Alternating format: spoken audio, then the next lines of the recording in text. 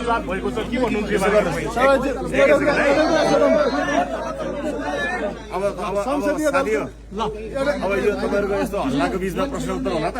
पहिला तपाईँहरू शान्त हुनु पर्यो होइन? एक सेकेन्ड है, अब सोध्यो भने अनि संसदीय दलको नेता अब उपनेता कहिले चयन गर्नु? अवस्था छ, प्रमुख सचेतक मुख्य सचेतकहरूको पनि कुरा भयो है। संसदीय दल सरकारको त आफ्नो बिचमा चल्ला, यो संसदको गतिविधि कसरी अगाडि बढ्नु संसद जसरी चल्छ, मर्यादित ढङ्गले चल्छ। यसले प्रमुख जिम्मेवारी आवश्यक कानुनहरू निर्माण गर्ने, परिमार्जन गर्ने र एउटा असाध्यै एक्टिभ भएर, असाध्यै सक्रिय भएर विवेकपूर्ण ढङ्गले चाहिँ संसद अगाडि बढ्छ। हाम्रो यो अपेक्षा छ, हाम्रो टार्गेट पनि त्यही छ।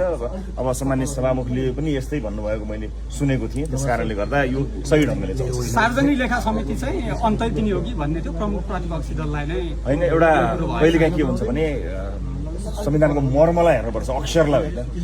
यो चाहिँ प्रमुख प्रतिपक्षको हक हो भन्ने एउटा मर्म हो, यो लेखिएको होइन। त्यसले गर्दाखेरि कतिपय यस्ता चाहिँ लोकतन्त्रका आधारशिलाहरू हुन्छन्, ती आधारशिलाहरूलाई सकेसम्म विशेष परिस्थिति बाहेक त्यसलाई चाहिँ नाग्नु हुँदैन भन्ने हाम्रो एउटा मान्यता अनुसार प्रमुख प्रतिपक्षी, हामी पछि जनताले पत्याएको त प्रमुख प्रतिपक्षी हो नि त। त्यस कारणले दलको उपनेता कहिले चयन गर्नुहुन्छ? मैले उपनेता चयनको यहीँबाट सार्वजनिक गरिदिएँ है। अहिले निर्णय गर्दाखेरि छुटेको मात्रै हो। दलको उपनेता माननीय गणेश पराजुली हुनुहुन्छ है। यो चाहिँ अब यो खिल निकाल्ने वर्ष कस्तो रहनेछ, यो के हो खास भन्न खोज्नु भएको? धेरै तपाईँ हामी सबै